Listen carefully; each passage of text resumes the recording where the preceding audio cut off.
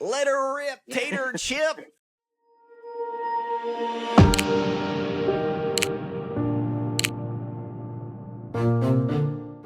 Okay. God, I got that on recording. If I can do this. My guest today, ladies and gentlemen, is the embodiment of what it means to evolve in this industry. Remember, folks, I keep trying to teach you that you can't just be a mechanic forever. And this individual that you get to see in front of you right now and listen to in your ear holes right now is the living embodiment of what happens when you go through and you learn and you grow. He started in the paint booth as a refinish technician and built a career brick by brick, earning respect, leading teams, and educating the next generation. Again, I keep telling you, teaching is the way to go here in all kinds of different ways. For 2 decades, he's been at the forefront of collision repair. He's been doing estimating, operations, leadership.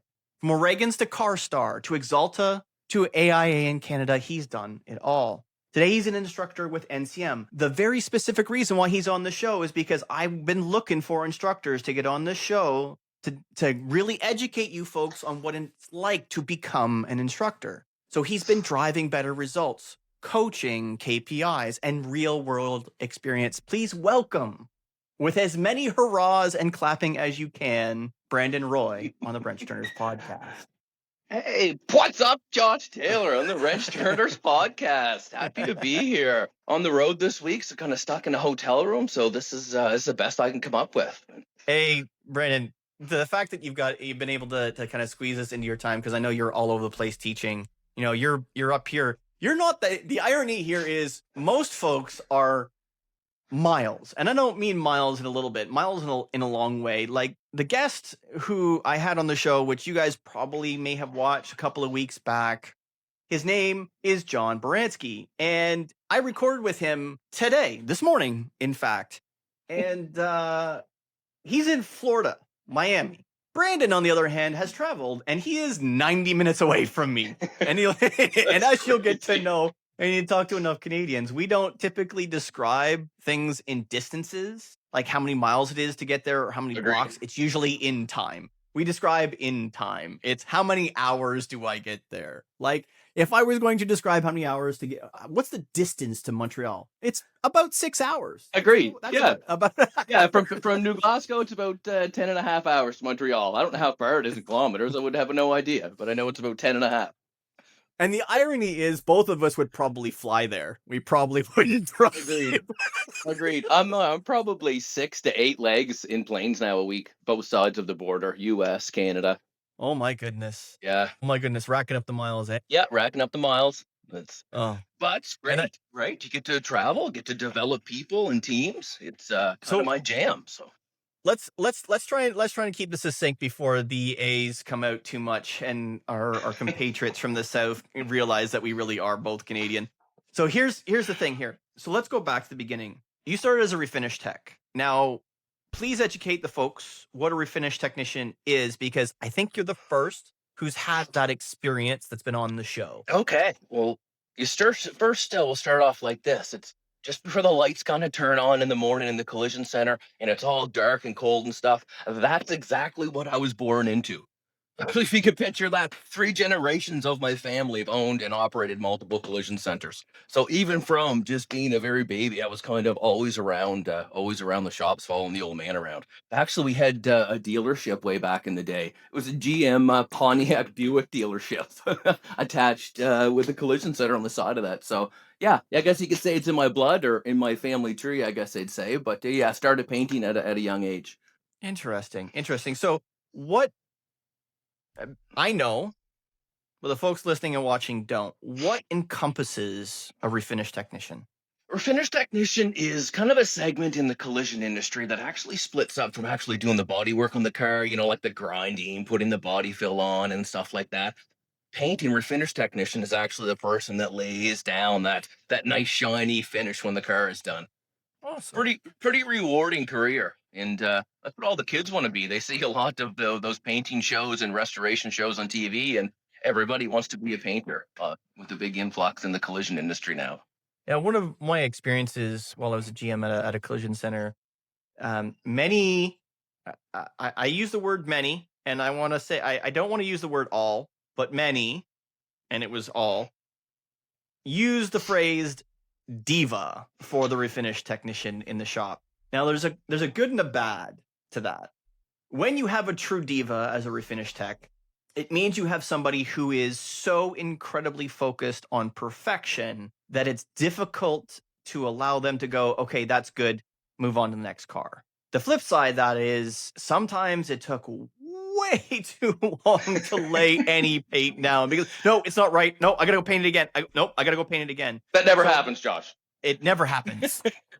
Painters never are happens. absolutely like it's well, you know what though? It's the last kick at the can. You can do everything right in the process. You have all the welding done. You have everything done right. You're doing all the core structural stuff that saves people lives. But the painter's the last one. That's what everybody sees in the parking lot, right? That's what lets you know how the rest of the job kind of goes. So a lot of the times, yeah, painters can be prima donnas, let's say, or a little bit futzy. But then again, rightfully so, is kind of the buck stops there visually. Agreed. Now, the interesting thing that came from my experience with painters is that there's a very big gap between those who've just started painting, those who have spent a lot of time painting, but still don't really know what they're doing, but think they do because they've been painting for a long time, and those who have truly mastered the art form, because it really is. And it's not just art. The painter that I had the wonderful ability to spend some time with at the collision center really knew the business side of collision to match the art form that is painting, because there is a subtle art form to some of it and then there's pure robotics to others. But to be able to lay a serious coat of paint and still make the business money is like upper echelon, because we saw a big difference between a painter that we had when we first started and a painter that we had when I left. And the cost at the end of the month was the difference between the two was amazing, in that the better painter cost us so much less money. It's I love how you framed that actually, is that there's applicators and then there's actual painters. I've been across the country, North America, and know lots of applicators, but there's again that whole big level of confidence, level of experience that goes into actually laying that beautiful coat of paint down the first time. Like you look at some of these cans of paint nowadays, and they can be thousands of dollars per se for just a little bit of paint. So very, very costly to have to redo anything again. Now, if I recall, and forgive me if I get this out of coin here, but the Mazdas, the red on Mazdas during my experience there was the most expensive and most difficult 4-step painting that the painter that was there at the time had ever come across. Not only was the paint outrageously expensive, if I recall, it was somewhere in the neighborhood of $1,500 an ounce or something like that. It was astronomical. I'm astronomical, but it was a 4-step instead of a traditional 3.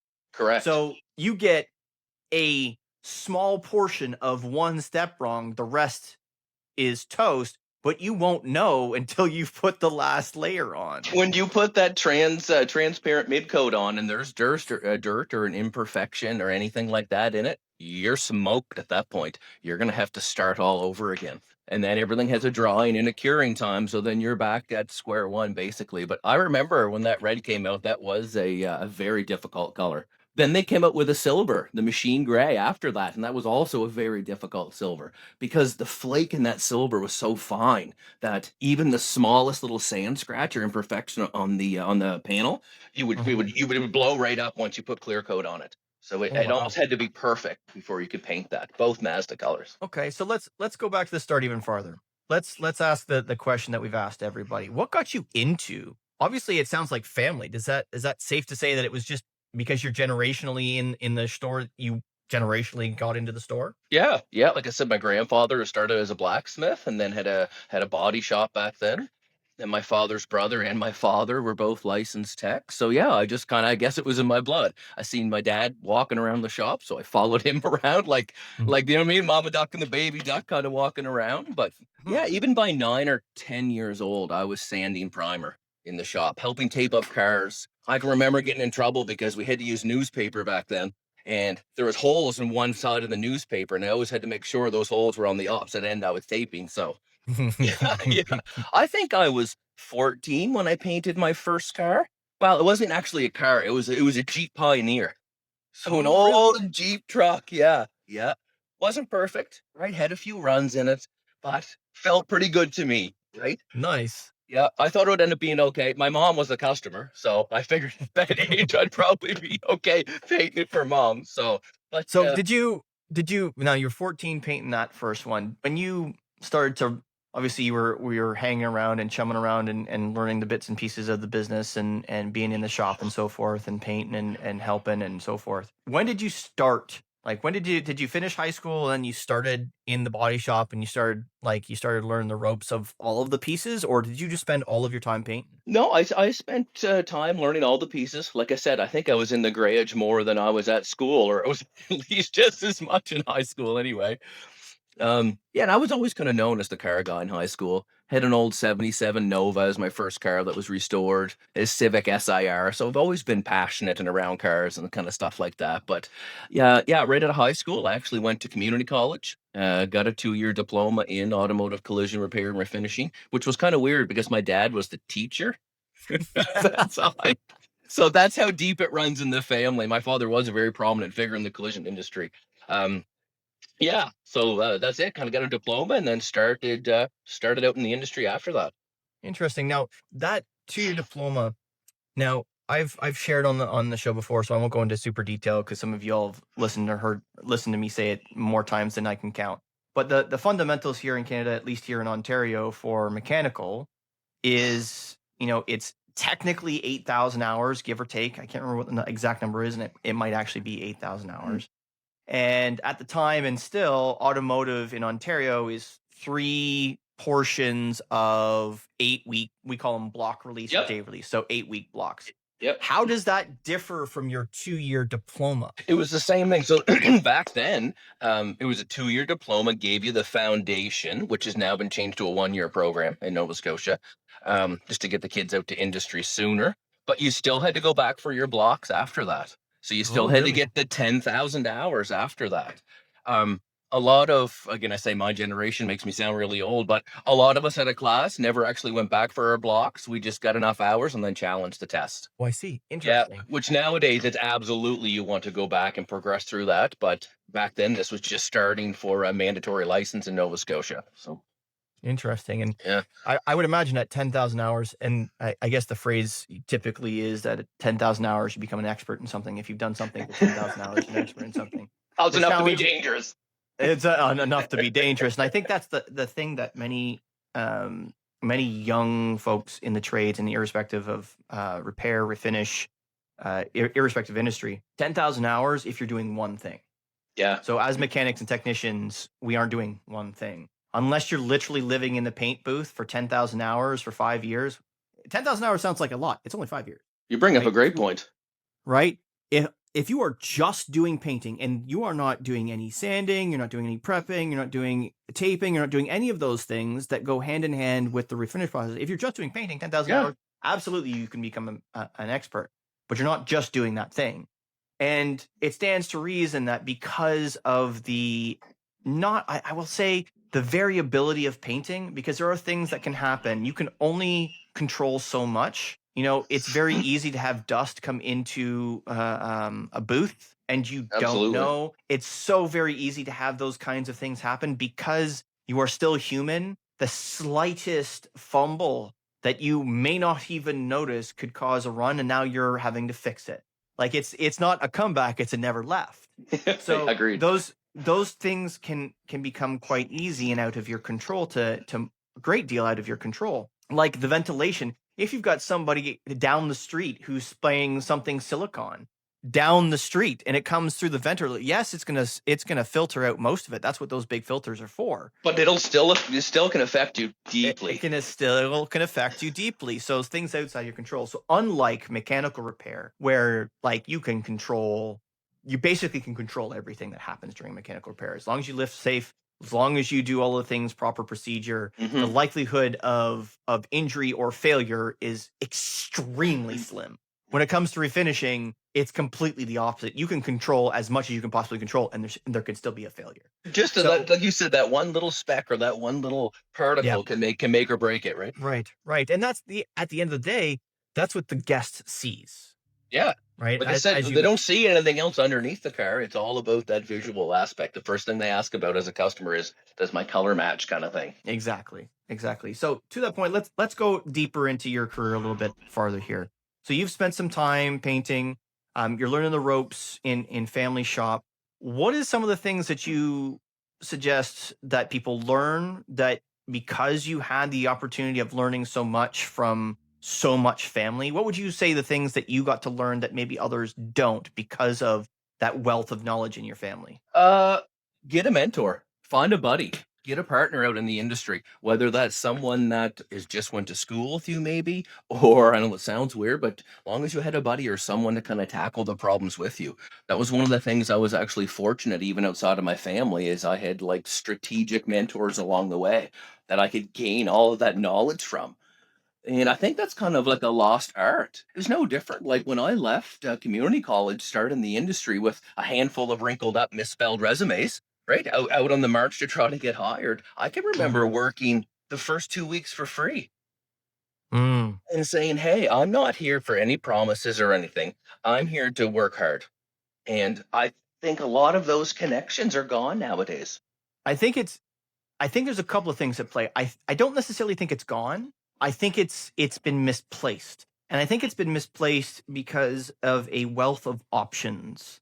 And because of a wealth of options, we find ourselves with young folks not being able to tuck into something long Good point. enough to understand that there are also other ways to get better at that thing that they're learning. So, for example, right now, one of the things that we're trying to get my son to understand in the last several years of his life is commitment.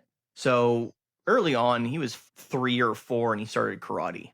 And by the age of 5, when he had achieved, I can't remember what belt it is, but he had graduated out of the very little people part of his taekwondo.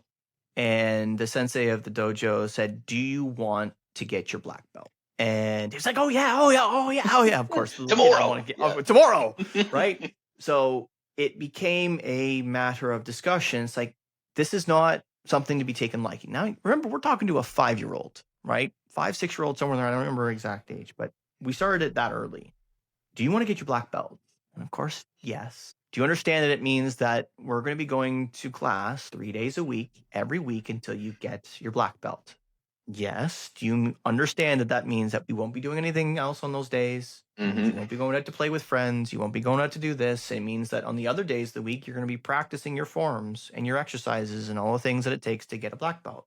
Yes. So 4 years on, we're getting close. I think he's got his red and black belt at that point. Nice. He's 9, and he started to complain. Now, Morgan, you committed. You committed to getting to your black belt. We He's right committed. on the cusp. He's right on the cusp, right? You committed to getting your black belt. So you got to put in the work. So we went through what was probably 4 months of difficulty, but he stuck with it and he got his black belt. And now that he's got his black belt, he can say forever that he got his black belt. So that we try to translate into all of the choices that he makes. When you make a commitment to something, you see it through to the end. The Agreed. challenge I see and the things that I get feedback from shop leaders, from service managers, is that this generation hasn't been taught that commitment is a thing. Yep. So it's not necessarily entitlement or arrogance or ignorance. And whilst it very well may be, we are talking about young people, right? But they haven't been taught commitment because there are so many options. They can just, oh, I just go get another job. It's click instantaneous stuff nowadays. There's no have to put a whole bunch of deposits in to make one withdrawal later. Correct. It's like exactly like you just said. I didn't know how to kind of navigate the waters of the collision industry, but I could see it in my leaders and my mentors what success kind of looked like. So I try to model myself after that. I guess, right? Mm-hmm. They were the ones out getting their pilot's licenses and getting cool cars and all of that stuff. And I was like, man, I want a piece of that. It's a challenge to reflect on what those around us are getting and doing. That FOMO is real, right? It's very real, and it's very easy to get lured into that. And I know I've been lured into it many times in all kinds of things. ADHD didn't help me with that, but I've realized in the last 5 years that I have been slowly removing distractions from my life as much as humanly possible. The extra hobbies, like RC car. I still have my RC car and stuff out back, but I had, an ATV, which was handed down. I was trying to Yeah, fix, and I got a boat, and I got a boat handed down. I tried to fix, and I got this, and I've got this, and I've got this, and I've got this, and I've got this, and it's just nonstop distraction. Lots of options to do and chase the dopamine, but it meant that I wasn't focusing on the things that were really important. To that point, these young folks have so many options and so many things that they can do. They don't want to miss out. They're young people. That's yeah, that's their brain. That's how their brain is wired. They're looking for the next thing to do. And unless we, as mentors and as leaders, help keep them on track, say, hey, I understand that you're having difficulty sticking around, and things aren't necessarily going the way you thought they were, but you've only been here for 2 months, and I'd really like to see you make a commitment to try and see this thing through for the next 10, finish out a year, and in 10 months, this is what I expect from you, and this is what you should expect to get out of those next 10 yeah. months. Give us and yourself the ability to understand whether this is something you really, really want to do, or it's something that you want to learn from and grow from, and I'll help you get to the next step. Agreed. I think too, Josh, that we done ourselves a disservice in both sides of the industry. We'll just call it the automotive industry as a whole, the dealership side, service advisors, and then sales and variable and collision as well. Is we don't do a good enough job hiring the people that actually fit our culture. I think nowadays we kind of anybody can fog a mirror and go to YouTube or chat in your resume and everything looks good. But then how do people actually fit the culture, I think, is changing a little bit. Um, and then what do we do in letting people know upon onboarding or hiring that, hey, here's what the job description is, right? But here's what the success profile looks like. So, and then keep those active and keep measuring that momentum. I call them checkups from the neck ups or one on ones. You regularly touch point that employee or that teammate to help, again, foster that growth and development. I'm on, That's I'm on spectacular. board What with you, brother. what was that phrase that you used before you said check up from the neck up? You said something that really, really hit, and I struggled to hold on to it. Head checks Uh, or no, before that, there was a tidbit there. one on Um, ones. One-on-ones we use Keep quite small often. problems small. Small problem, small. We'll go with that. I'll go back and I'll look for it. But it's really important to to see the success through the success at hand. What does success look for this person, right? When we onboard people to fit our culture as best we Yeah. can only base it on what is during an interview process. And you know yourself, and everybody listening and watching knows themselves. Onboarding, your hiring process and onboarding is like bashing your face against a concrete wall as But many man, times as you possibly can.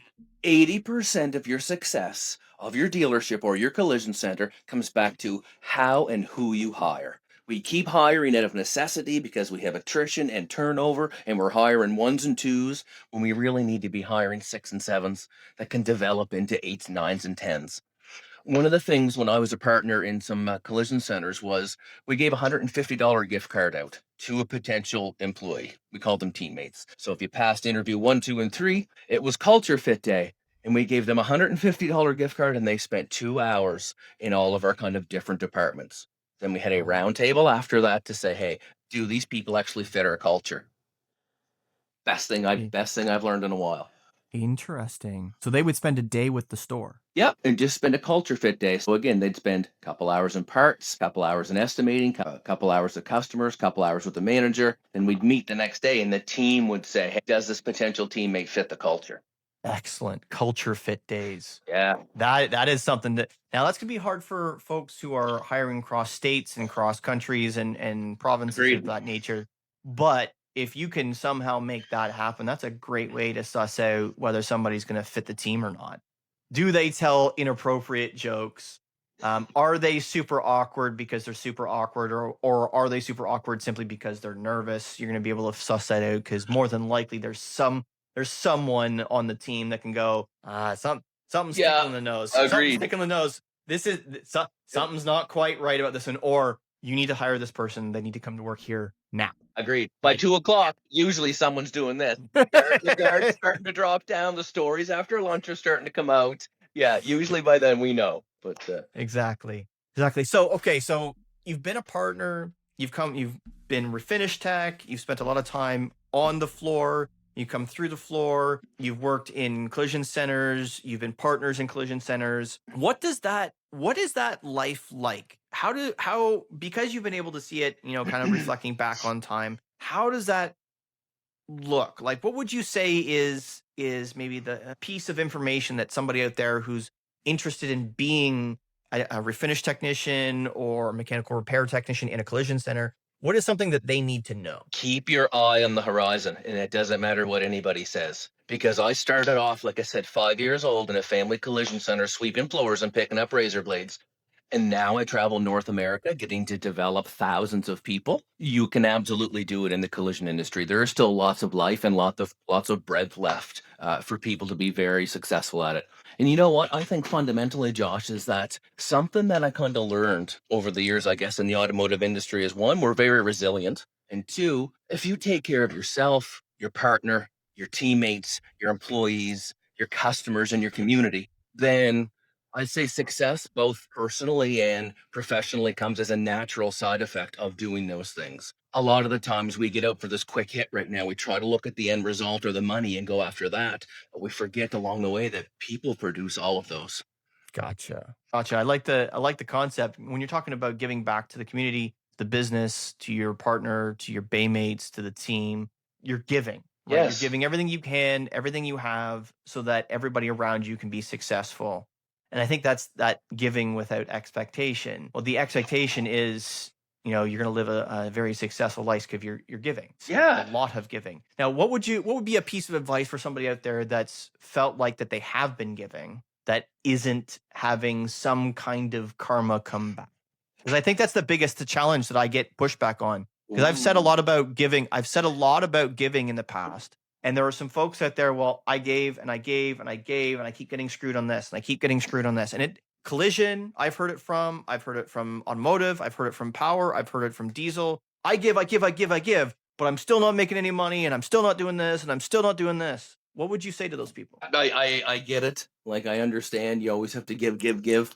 At the end of the day, though, I get that asked a lot too, Josh, actually across the country. Is Brandon great class, great leadership, but how do I go back and influence others or lead up kind of thing? If the leadership here doesn't quite understand. So being a technician myself, I kind of get where they're coming from. I'd say this, no matter what, you still have control of yourself. No matter what, when you start every day, attitude is your choice, whether or not 100 things are coming at you or not. Maybe be focus on looking out, looking for the problems and creating solutions. That's one thing that you can do is develop the culture with yourself and again your teammates around you of seeking those problems out and trying to get those fixed versus kind of going with the flow and being part of the negative. But I don't know if I have a good answer. At the end of the day, perseverance has to come in, but that'll only get you so far. If you're lacking motivation, or if you're lacking or your place lacks accountability management, then yeah, difficult situation. Interesting. So self-reflective, but I think one of the big things to take away from there, you dropped the bar in the middle there. Attitude is your choice. Yep. That is a bar that every single one of us needs to reflect upon this coming week as you guys listen to this. That is most importantly something that not only our apprentices, our technicians, our journeymen, our line, everybody needs to remember that attitude is your choice. Oh my goodness, that is wonderful. That is I something that those same people who are asking that question, I give and I give and I give and I give and I'm not getting back in return. Well, that's an attitude, right? And that's not necessarily a positive or a negative attitude, but that is an attitude. Well, we hear that all the time. It's a fast-paced world, right? We have automotive repairs. We have challenges with customers. I'd say challenges are inevitable. It's like the guy on the $100 American bill. Like every problem is a potential opportunity in disguise. So no one's coming when you have that hood up or when that car is on the lift. or if it's in your collision bay, no one's coming to change your perspective or your attitude, right? You alone kind of control that. And Mhm. I do know the technicians and mechanics that do take control of that and don't get bent out of shape actually be the most successful out of them all. Agreed. Absolutely agreed. Now, I've heard some fairly negative technicians, and they're still successful. So there is a caveat there that pure, unadulterated perseverance and push will get through any kind of attitude to a degree. That person has to be intelligent enough and capable enough to push and learn and grow, but the attitude still may suck. Agreed. People are managed too, Josh. Like you can lead, motivate, and inspire, but people have to want to make the choice to do it themselves. Mhm. There's nothing else you can do from that. Awesome. Okay, so let's transition into a little bit. We've got a little bit philosophical there. Let's come back off philosophical for a second. I want to talk a little bit about teaching for a second. So, at what stage was teaching an option? Like, what did you have to accomplish for NCM to go, this is a guy we want teaching the next generation? NCM wasn't. They had a lot of great material for collision, but weren't really entrenched to kind of up to date, cutting edge technology. So going way back, when I was just as soon as I came out of community college, I signed up to be an iCar instructor. So Mhm. that is like the governing body for all collision repair. I was actually the Mhm. youngest instructor in North America for a while. So I did that, and I'm still an iCar instructor today. So having that 20 years of technical knowledge and teaching background was absolutely a feather in my hat. I've also spoken nationally at a lot of events across Canada and the US. So I like to be on stage. I have public speaking skills. So yeah, that kind of did it. Interesting. How did you find yourself in an opportunity or be given an opportunity or sought out the opportunity to be able to speak nationally? Honestly, I had again great leadership at Exalta. That's where it kind of all started. Is again came out of school, worked in the collision industry a little bit, ended up getting picked up at Exalta as a paint company, and then yeah, traveled with them, really getting entrenched with customers, performance groups, and then all the information and education that goes along with that. So learning how to build the PowerPoints, use Excel, and just kind of captured that knowledge as I went. It's like I have no university degree with this. It's like the school of hard knocks. So Excellent. The OTJ, I yeah, think, is a OTJ stuff really comes in quite handy when you've done tons and tons and tons of it, right? So to that point, I think that we get to that. What's it like teaching right now? Because I've heard a lot of stories from rewarding. It's all rewarding. about, yes, it's all about anybody can teach content, I find. We can plug and play the numbers, right? But it's how you can captivate that room. It's how a facilitator, I don't even call myself instructing. It's how we can captivate that room and capture your attention so that it fosters a safe environment for learning. That's where it really comes in. If you look at a lot of my LinkedIn posts, I probably go through two packages of post-it note paper, the big chart paper around the room, right? Was that just a download to give back to people? I don't Excellent. know why. It's just my jam. It's just every time I get into a new city and I see these like 15 or 25 or 30 people in the room, I'm like, hey, if I can just develop these people even 1% better than what I found them yesterday, then man, I'll feel like it was a good day today. It's worth all the flights and everything else. Spectacular. Absolutely spectacular. That's what I want to hear. And that's what I expected to hear from you, but I've heard some opposite side of the story. So let's introduce a little bit of drama in here if I can elicit it. What's one of the craziest and what's one of the most positive things that have happened in a classroom? The most positive things is actually I had one of the best groups I've ever taught in my life. It was one of our GMEP groups, or so our general manager's executive program at NCM, and really hit home with this group. Like really hit home, like very good. They actually made a cardboard cutout of me, like a movie poster, Josh. Like legit, like a movie poster. And they take it around all the dealerships and all the classes that I'm not in. So that was probably the most impactful thing that a group has ever done in my life. And again, I've been traveling and teaching and doing this for 20, 25 years now. Spectacular. Yeah, Spectacular. that was the I craziest would thing I would I've ever that seen. would also that would be crazy and positive all in the same one. That's awesome. Yeah, because I do this time management thing where I kind of hold my chest when I get emotional, and I'm saying, hey, got to make sure you focus on the 3 8s, right? 8 hours of good sleep 8 hours of this, and I go through that kind of whole spiel. So it was Mhm. funny, but yeah, cardboard cutout. Cardboard cutout. Awesome. Okay, so that leads us nicely into what's your one piece of advice for a technician out there to be happier, healthy, more productive?